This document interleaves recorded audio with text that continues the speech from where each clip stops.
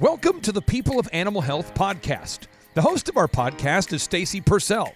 Stacy is the leading executive recruiter for the animal health and veterinary industries. She's the founder of Therio Partners and the Vet Recruiter. Stacy has placed more professionals in key positions within the animal health and veterinary industries than any executive search professional. And along the way, Stacy has built relationships with some outstanding people who are doing incredible things to make a difference.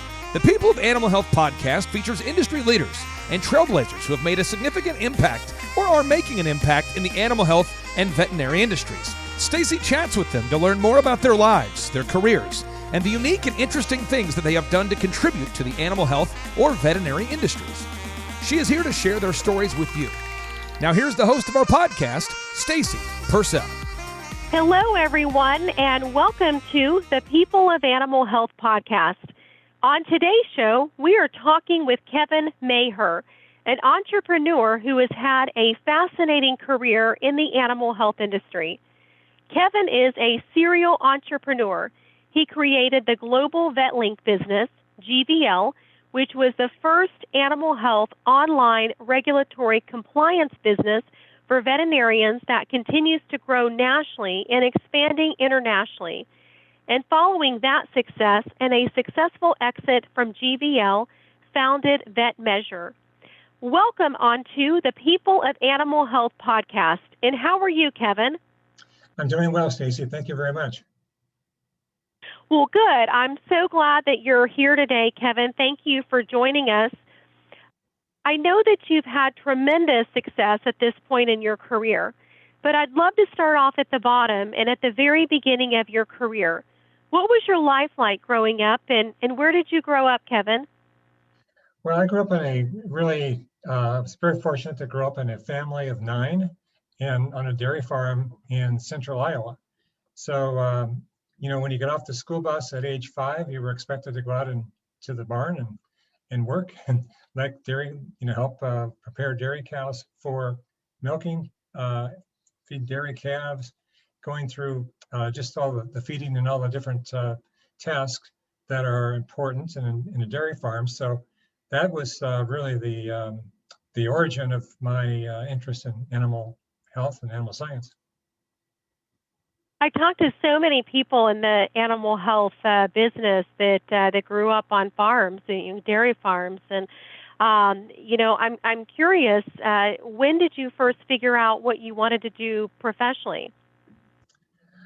When I was out feeding calves, as I got into high school years, I saw these airplanes flying overhead, going from coming in on approach to the Des Moines airport. The farm is about 30 miles east of the Des Moines airport.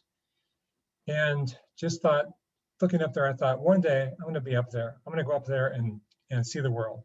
And I'm going to apply what I've learned here on the farm and make that happen. So that's the kind of a quick, short story of where that started. Wow! And then tell us the story of the beginnings of your career. How did you, at the beginning of your career, where did you start, and what was your origin? Yeah, my career really was started with foundation of animal science. I have an animal science degree from Iowa State University, and I ended up. I worked at the vet school part-time. I started my own hog operation with another vet school employee, part-time employee. So I did that on the side. Plus I went back and forth and helped my dad out on the dairy farm. So quite busy during college.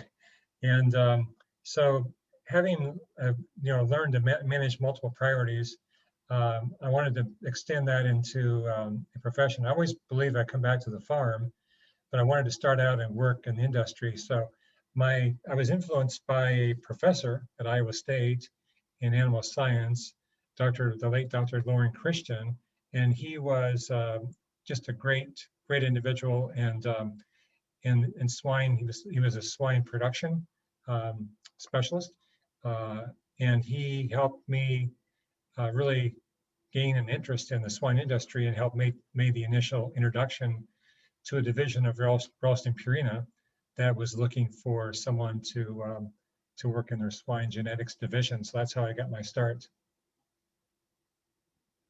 And then what happened from there? Tell us where did you go next in your career? Well, my goal was to see the world, as I mentioned earlier. So I was able to really advance within that business. It was called it was owned by Purina. It was at the time it was and now it's called PIC, and then it evolved on from there. But PIC was where I really got my start, and then I ended up deciding that after 5 years and had multiple promotions in that first 5 years out of college, I got involved in snow skiing. So snow skiing was my passion. I got involved in that and went out to Colorado quite a bit, multiple times per year, and decided that, well, if I don't move out to Colorado, I probably I could end up getting married, tied down, and never leave the state of Iowa. So I went to Colorado, and that really advanced my career into other businesses that brought me into global opportunities for promoting products in animal science, from electronic identification, handheld computers, software technologies that really helped advance animal agriculture. Kevin, how did you go from there to becoming an entrepreneur? Having experience with electronic identification and being involved in national associations, I can't emphasize enough the value of being involved in national associations. And in the case of U.S. Animal Health Association is one, and I'm now chairman of the board of the National Institute of Animal Agriculture. And so those associations really built a network of animal health professionals that had a passion for animal health. And so that's really what brought me to a level of understanding more deeply the needs of animal health. And so my first business really resulted from that interaction, understanding that there's a problem that needs a solution. And that problem was that there's a paper-based system out there that has multiple part forms for health certificates.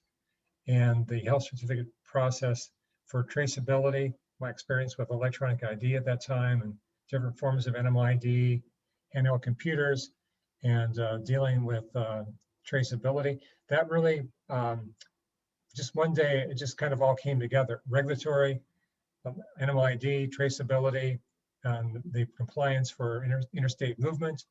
I came up with the idea of Global Vet Link and started that. I found a state through the association that was interested in being the first and kicked it off in Florida, and then it went from there. And then walk us through Global Vet Link as you had that idea to start that business to the point that you exited. Just give us an overview of that experience, if you will. Yes, the starting that business was very exciting, and it did require a lot of travel, a lot of face-to-face meetings with veterinarians, with state animal health officials, federal animal health officials, diagnostic laboratories, universities. And so I started building a team. And initially I was going to Florida every couple of weeks. And then I hired, my first hire was a rep that she was able to spend a lot of time in Florida. She's still with the company. And the ability to bring it from an idea to a level that started ramping up in the vet practice world, and through the associations and making presentations at these national events and helping educate state and animal health officials about and private veterinarians about the product and the service. It just kept on growing. So really my highlight of that experience was, or my goal was to get all 50 states on board. And so the highlight of that experience was getting our 50th state signed in 2008. So from 2001, we started with Florida. 2008, we had our final state signed, Rhode Island. And so we had the whole US on board. And so I know that now you are. Well, tell us how you exited from GVL. Did you sell that business, or I know that now you're involved with a different business, Vet Measure. How did you transition from GVL to Vet Measure? Yes, I transitioned out gradually and remained on the board of directors and involved to some extent. And then I did a full exit. So I did sell out and had a good exit in 2018. And I started Vet Measure slightly before that. So really the beginnings of Vet Measure was really based around what difference can we make in animal health from a technology standpoint that is actually on the animal and providing real-time health metrics so that veterinarians and animal owners can have more non-invasive and objective data in order to make more solid health decisions. Tell us about your plans with Vet Measure? The goal was really to that we worked through is to start out and with Canine, and so we started with a collar, and we did research with Colorado State University, and it's where we ended up learning about the technology initially, licensed the technology, and we over time it evolved from a collar on a canine patient to a harness. So we're around the thoracic cavity, closer to the heart and lungs of the animal, and the axillary region where we're getting our temperature readings with great accuracy.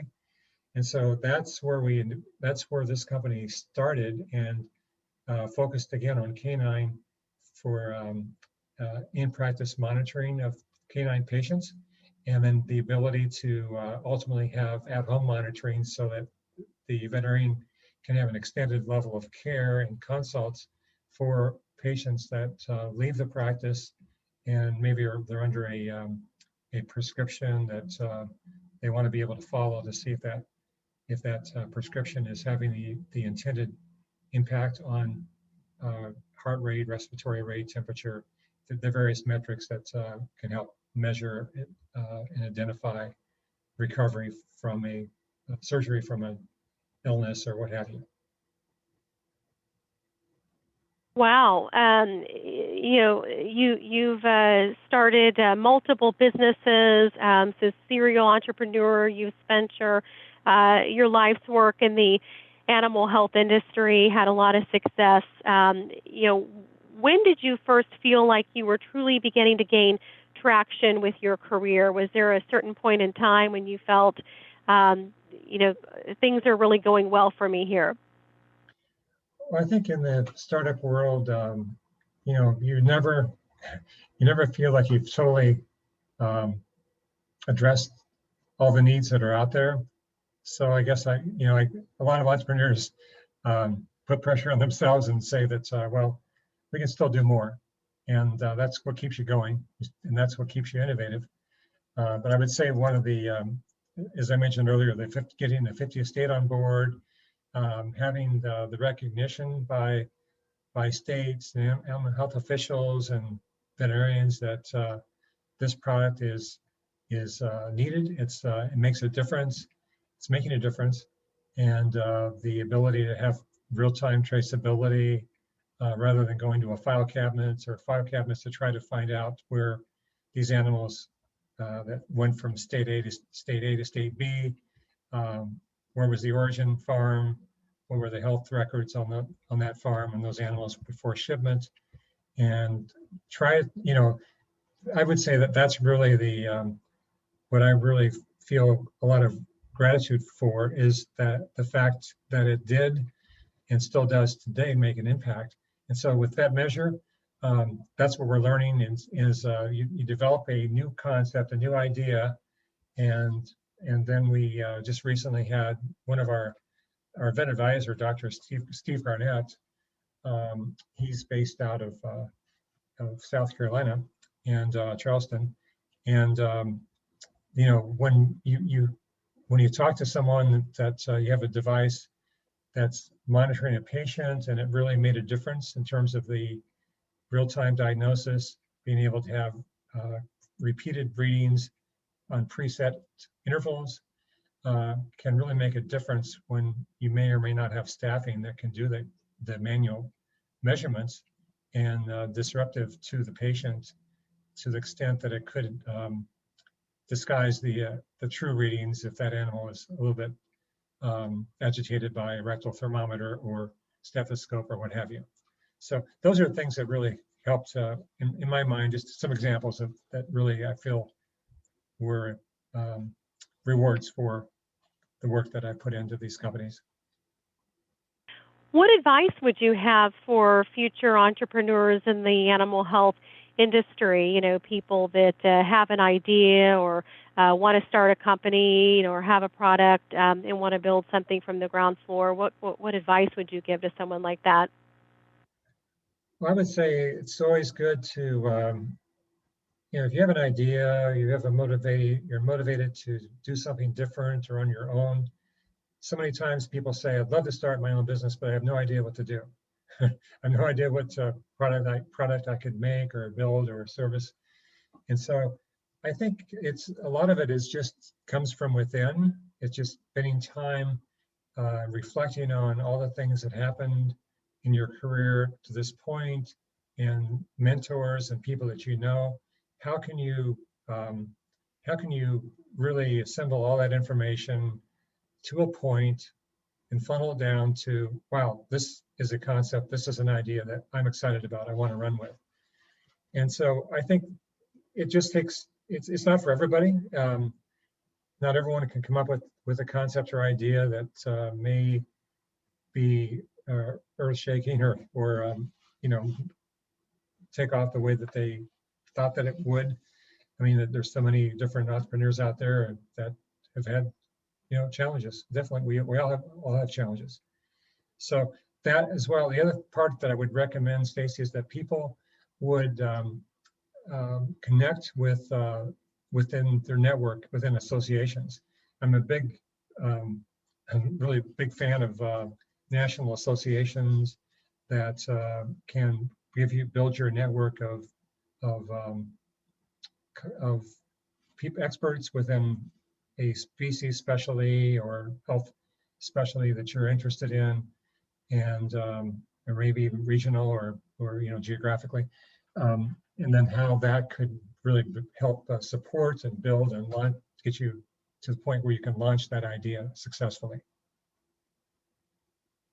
Well, networking has been a common theme that most of our guests that have been on our show have said that was one of the keys to their success. What was their network and the people that they know, their mentors, people that help them get to where they have gone. So great advice. I know that successful people often have some high points and some low points along the way. You know, walk us through the highest high and the lowest low on the journey of your career. Yeah, I guess the highest high, it's difficult to just select one. I would say that it was a big deal getting a 50th state signed. It was like a political campaign of sorts, is bringing all 50 states to the point where this platform that GVL created is going to make a difference, and I want to be part of it. And I'd say that the lowest, you know, and the other high would be just coming up with the concept of vet measure. And man, there are so many people that are so excited about this, and the pet industry as well. So I would say at the moment that currently what keeps me going and motivated is just a lot of the great feedback that we're getting from people that say, wow, this is needed. This is really something that this technology that you've developed is going to be a huge success. And so we're working through that. The lowest, I guess, would be for both companies. I started GVL at a trade show in Florida. And on the way to the first vet practice, so we had vet practices lined up all over the state for demos and for meetings. And got to the first vet practice, and the veterinarians were all standing outside. And it just was really odd feeling and had no idea what was going on. And it happened to be the morning of 9/11.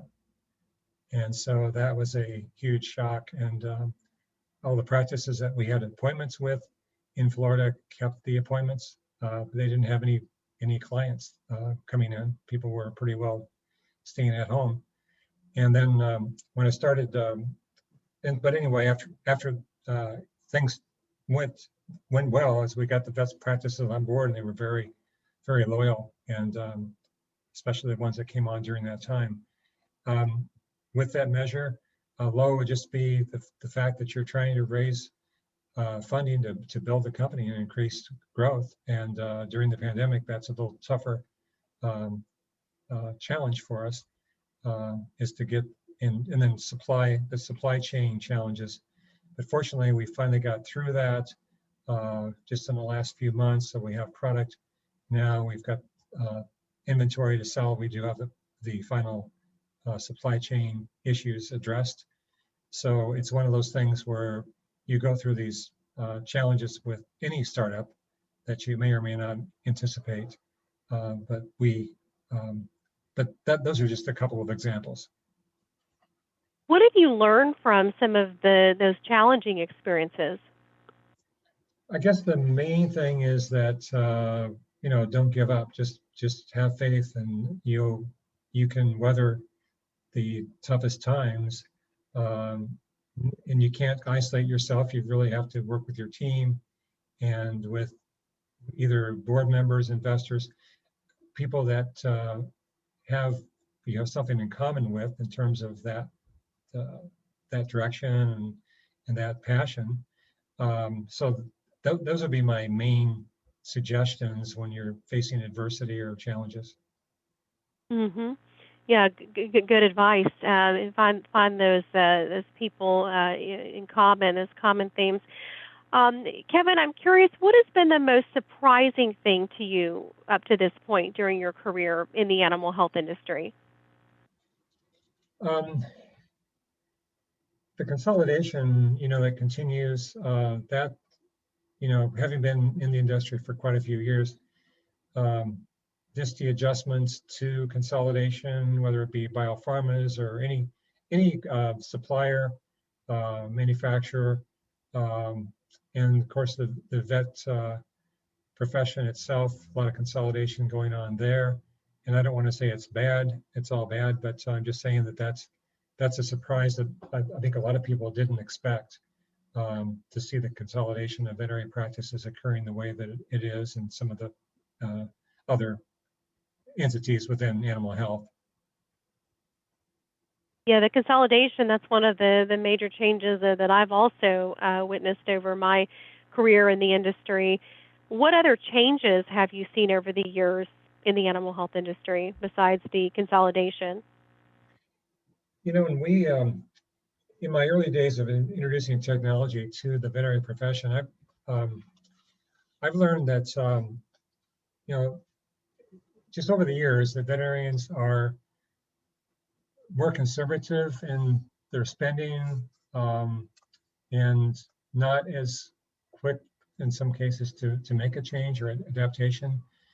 But I'll tell you, once they understand the technology, if you can once you get their attention and they understand what you offer, as I mentioned earlier, they're very loyal. We do find that they come on board, and my goal has always been to give them strong support, make sure that they can talk to somebody or get an online connection so that they can address any questions that they may have during the onboarding process or during the usage process of technology. So those are the things that I really believe are important within in any startup, is that you just identify where there might be some gaps to fill in, and make sure that you can make that pathway so that your business and the advantages that the veterinary practices can gain from your offering, your technology or product, will definitely be realized and can be replicated. That makes sense. Kevin, what does your crystal ball say about the future of the animal health industry? I think there's continuing to become more and more changes are arriving. And I've, just had a discussion with a large investment group, and looking at their portfolio. As my position as chairman with NIAA, I just had a discussion with them and from our association's perspective, what changes are you seeing, and what investments are they making in agriculture? And animal health has not been as large of an investment as crop and production, and technology is going into autonomous vehicles and different things in the crop area that we've all heard about. So I really believe that animal health will gain traction in that arena of technology. And I think that the ability for the technology to become affordable, more affordable, or more realized in terms of daily routine and daily management of either whether it be a livestock farm or it be a veterinary practice, what technologies that are evolving today can make a difference in that practice, in that operation, that don't exist today. I really believe that there's going to be a lot of new things coming along that we're just one piece of that, and our product is an example, could evolve from the smart harness that we have today to a lot of different features that we're envisioning. I won't go into that right now, but we know that within dairy calves, beef calves, foals, other species, that there's definite information that's vital that can help improve animal well-being and the productivity and the awareness of diseases that are encroaching upon an operation or on an individual case. Are you seeing any areas of the industry where technology is evolving the fastest or quicker than other areas of the industry? It just seems to me that in the crop production side, there's been more evolution and adaptation.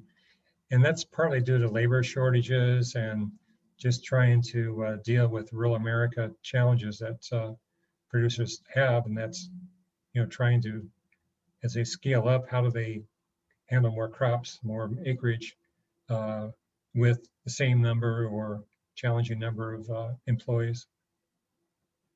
Are there areas of the industry that you would say are behind when it comes to technology? I would say that, practice management software has evolved over the years as one example, where some practices were a little slower to adapt to that technology.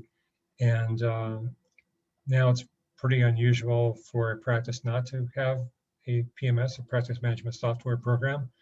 And now that there's other features that are being added to practice management software that would integrate data such as our technology, like you want to pull data into a patient record. So instead of keying that in manually, how does that data get in electronically? How does it get in an automated fashion?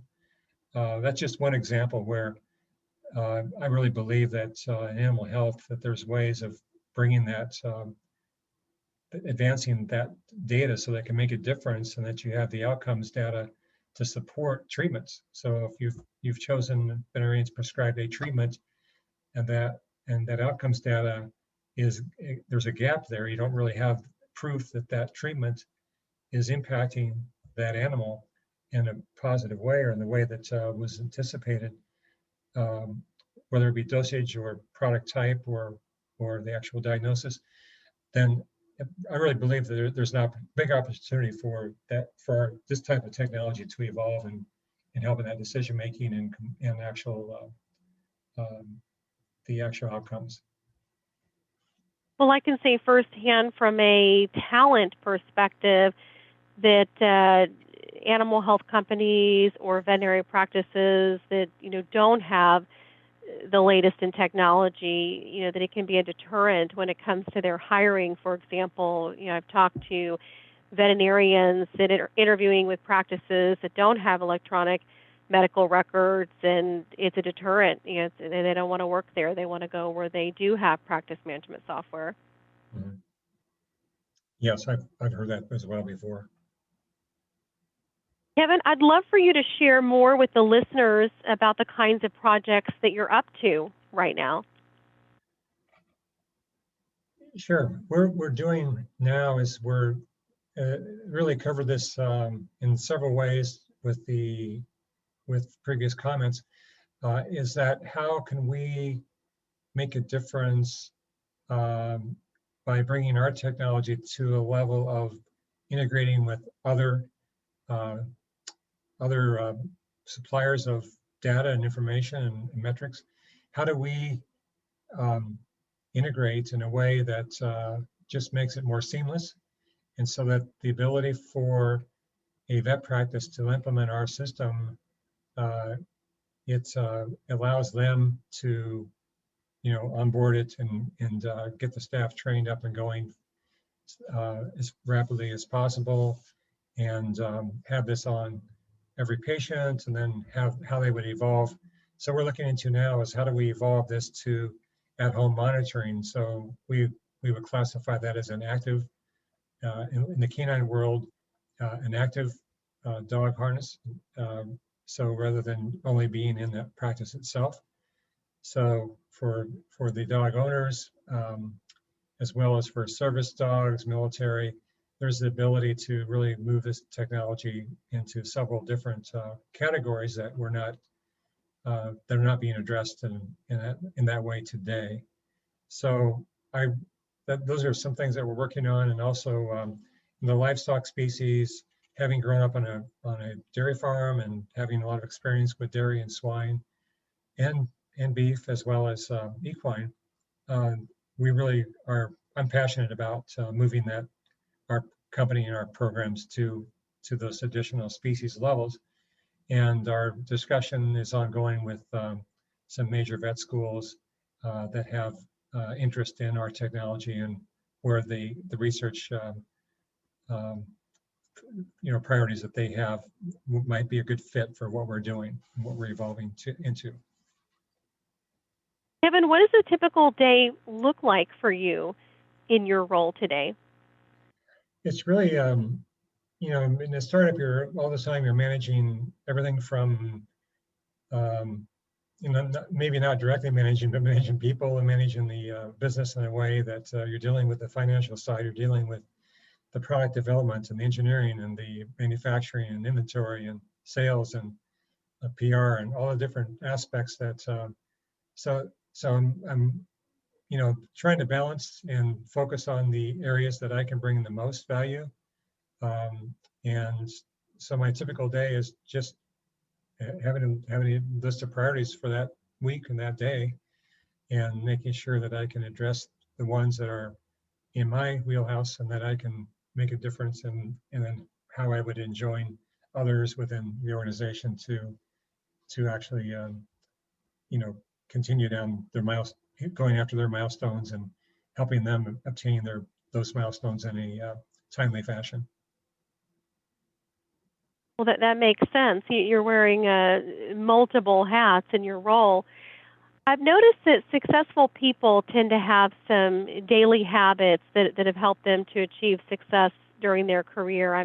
I'm curious, what are some of the daily habits that you believe have allowed you to achieve success in your career?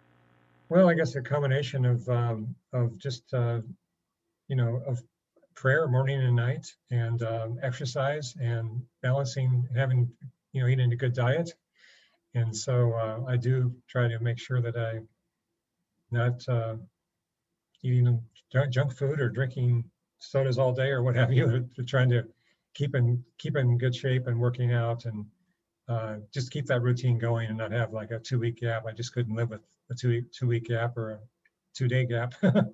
So either if it's not being in the gym, doing a class or an exercise, doing it online, or doing a long walk, those are routines that I really think keep me energized and keep me going. And hit the when you hit the office first thing in the morning, you're raring to go. Yes. Those things are important. You don't want to, some entrepreneurs may have a tendency to let their health slide because they're so busy, excuses like I can't find the time. But what you're saying is it's important to make your health as a priority, which when you're eating right and exercising, you've got that energy, because it takes a lot of energy to be an entrepreneur and to build and grow a company. Kevin, I'm curious, is there a mentor that you've had that's made a big impact on your career? Um, and mentor, I would say the early mentor would be Dr. Lauren Christian. It was really um, when I was looking for my first job out of college, or my senior year. Um, you know, his classes always made an impact on me. His style and his delivery and his one-on-one discussion and connections with industry and his involvement in the industry just taught me at a college age that, wow, this is important to be connected throughout the industry that you have a passion for, and the ways that I really had never thought about. And so that mentoring got me really involved in my first career, started my career, my first job. And then as I moved from there into associations, as I talked about, the importance of extending your network outside the university environment and outside the state to across the country, across the world. What has been the biggest adversity that you've had to fight through during your career? Um,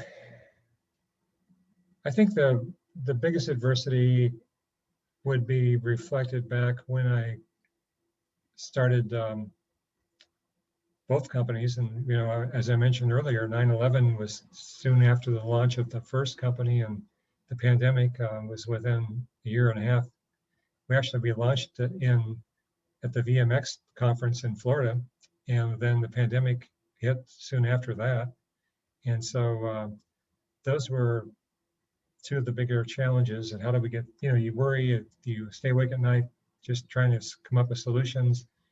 But it all works out. If you're resilient in the startup world, you've been through it before. Um, it's worked out, and I'm grateful for that. Yeah, both of those were black swan events. Just nobody could have, foreseen that in our future. And with this recent, you mentioned the pandemic. There's been so many industries, unfortunately, that have been impacted by that. Our industry has really thrived with this pandemic, and in some areas increased and grown, which is so intriguing to me. What advice would you give the younger version of yourself? Um, I guess to be bold, to step out and make decisions maybe more quickly, and excuse me, not to overthink things, or drag on with some decision making in the past. Um, and there's multiple examples over the year, but I think the younger version, I would just say, be bold, be structured, be organized, and make sure that your goals that you're reaching for are and measurables are well defined, and you have the ability to make an adjustment if you aren't just going down the same pathway again and again, hoping for a better result. That you again are bold and able to put a stop on something and make a choice to make a different, go a different direction, or whether it be a product, a employee, a contractor, what have you. Just a lot of examples that I could give over the years.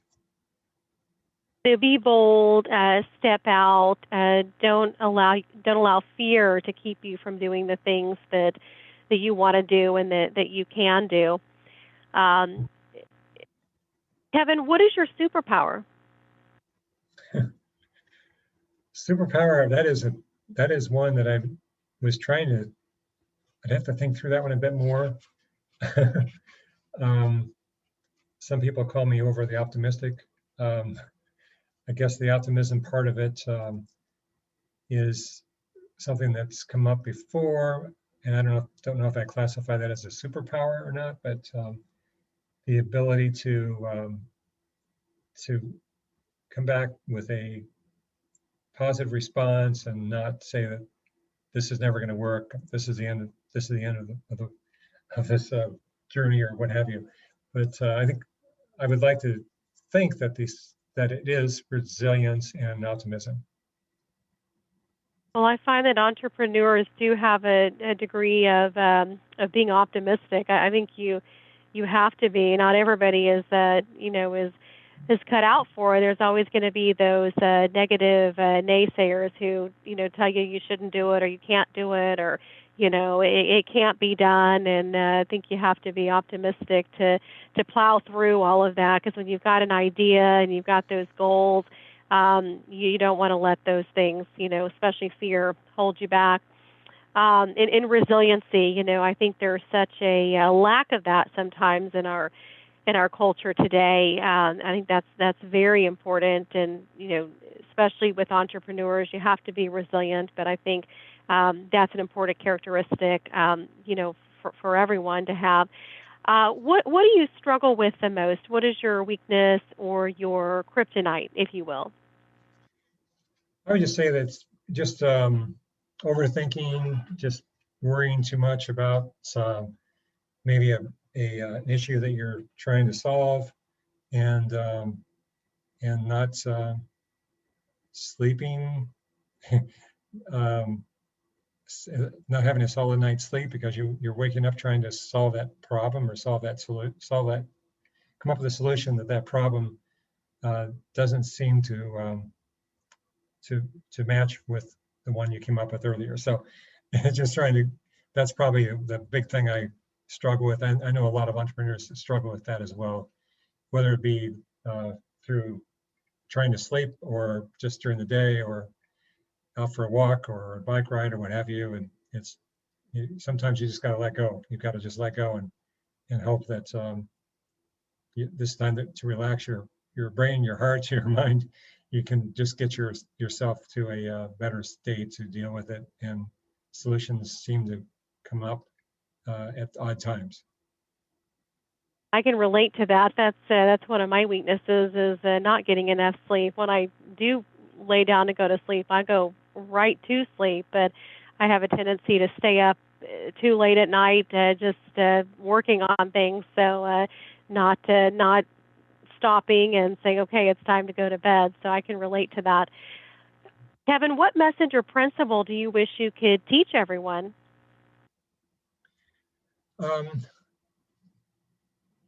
I think the main message would be, and the principle would be, just to be consistent in I think it's important to get enough sleep, and that you're up and going at the same time every day, and that you don't go work late into the night. To me, I think that if you can just, I just learned over the years that if I'm consistent in terms of bedtime and getting up and exercise and eating habits and all, that my day goes much better, and I'll be very much more energized than if I had a lot of variability in all those factors. So that's my suggestion in terms of consistency and for a daily impact. Yes, consistency is key. Some of the guests on our podcast say that they've had a key book that really helped them to change their mindset and their approach to success. Do you have a key book in your life that has impacted you the most? I'd love to hear that story. Well, there's one book that I think is, it kind of fits in with what I've just been talking about, and that's the book by Brene Brown, and the exact name of it. I make sure I have it right. Okay, The Power of Vulnerability. So that's the book that I read in the last year. Just kind of brings out the ability to have the courage to show up when you can't control the outcome.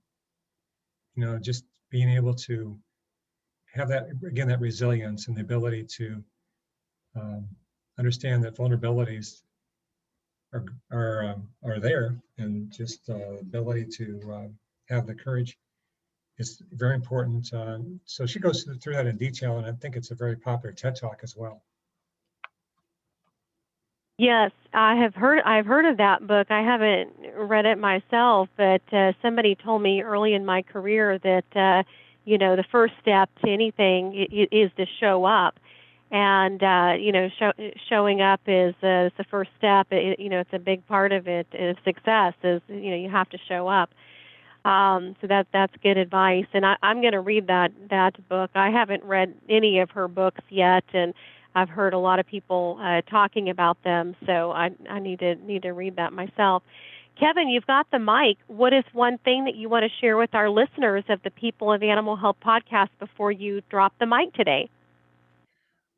Well, Stacy, the thing I would like to share would just be that when you have a passion for a field, and in my case, it's animal health, is that you live that daily, and you really develop your career and your direction, your priorities that associate with success in that career. And there's multiple success stories that we talked about today, and resources that I've mentioned. But I really believe that that's the important part, is really identifying and highlighting what that passion is, and so that you've got that front and center, and are able to really make a difference as you move forward in your life. Well, Kevin, thank you. I want to thank you for joining us today here on the People of Animal Health podcast. Thank you. It's been a pleasure, and I really hope that this has been helpful to your listeners. Yes, thank you.